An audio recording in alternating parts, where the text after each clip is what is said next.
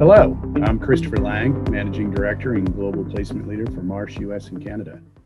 I'd like to spend a few minutes looking at insurance market pricing in the US in the fourth quarter of 2020. Overall, insurance pricing in the US increased 17% year over year, according to Marsh's Global Insurance Market Index. 17% is interesting in that it represents a significant, albeit modest, decrease in the rate of pricing increases over the prior quarter. Since Q1 2019, we have seen ever-increasing prices relative to the prior quarter. Pricing in Q2 and Q3 of 2020 increased at 18% on a year-over-year basis. The fourth quarter rate of 17% represents a slowing in the rate of increases.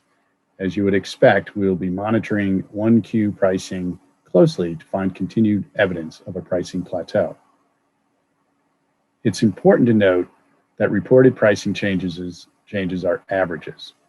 The data used to estimate them are broad, covering a wide range of clients in terms of size, industry, location, claims history, and more.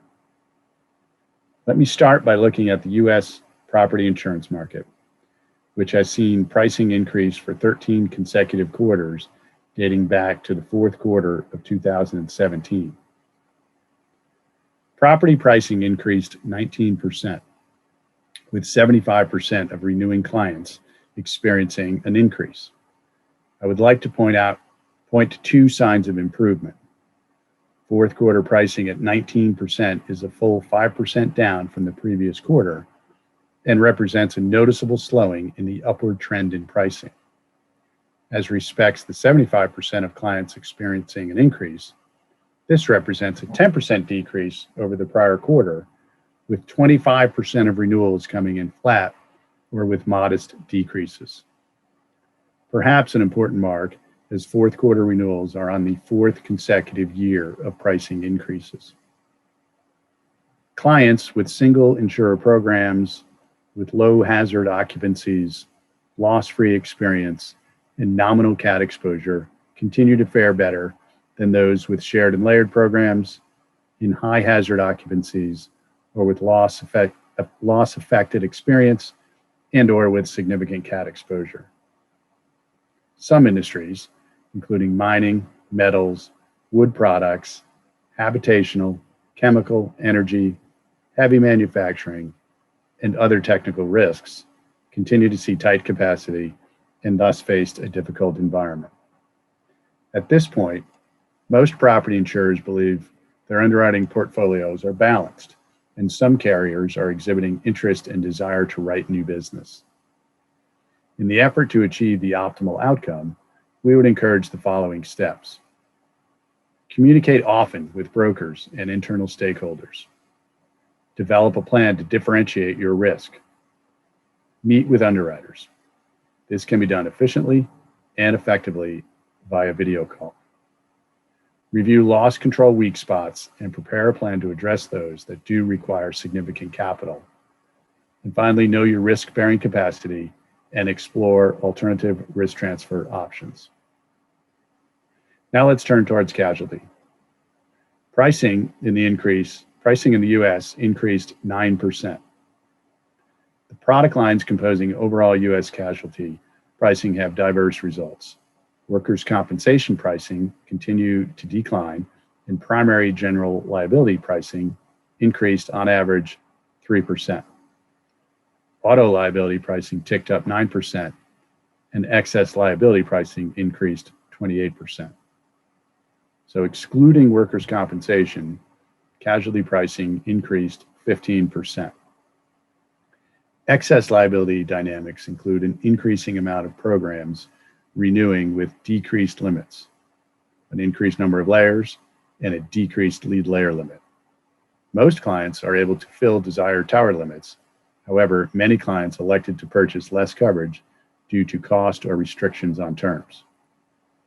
Workers' compensation pricing continued to decrease slightly, but with claim reserves trending upward and the continued lack of interest income, some insurers have begun to seek higher rates at renewal.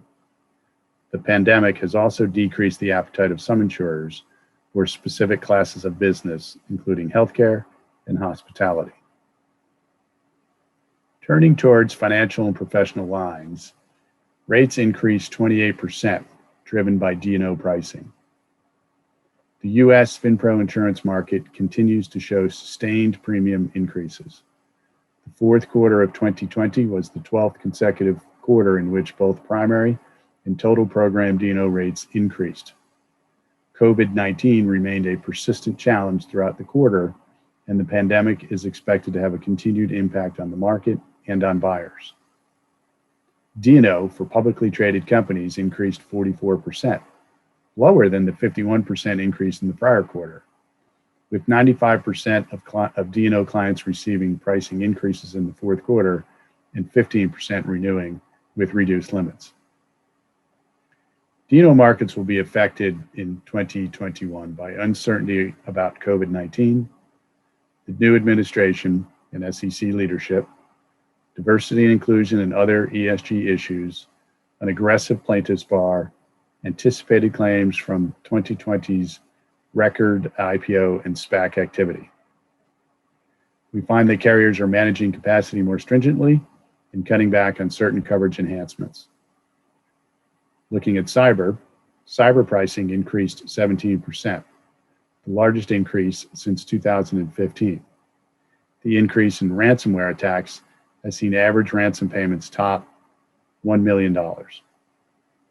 Insurers, in many cases, have scaled back to a maximum of $10 million in limits on any one risk and narrowed coverage for ransomware-related losses. All industries have been affected, particularly healthcare, manufacturing, education, and public entities.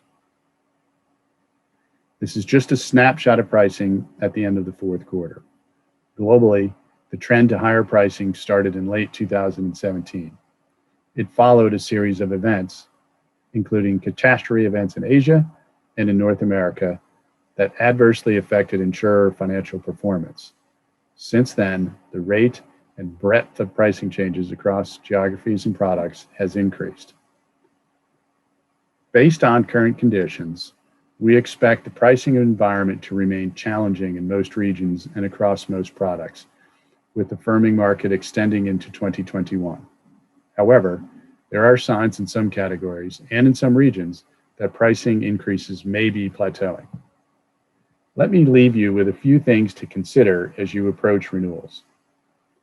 First, it's important to communicate with and manage the expectations of senior executives and boards, as renewal negotiations may be lengthy and potentially more difficult. Second, work with your broker to set a clear strategy before renewal discussions begin. Third, involve senior leaders in the negotiation process. Don't underestimate the value your top leaders can bring to meetings with underwriters. And fourth, consider different approaches and solutions. This involves everything from alternative program structures to forming a captive insurer and more. Finally, keep in touch with your Marsh representatives for help as you strategize ahead of upcoming renewals. Thank you.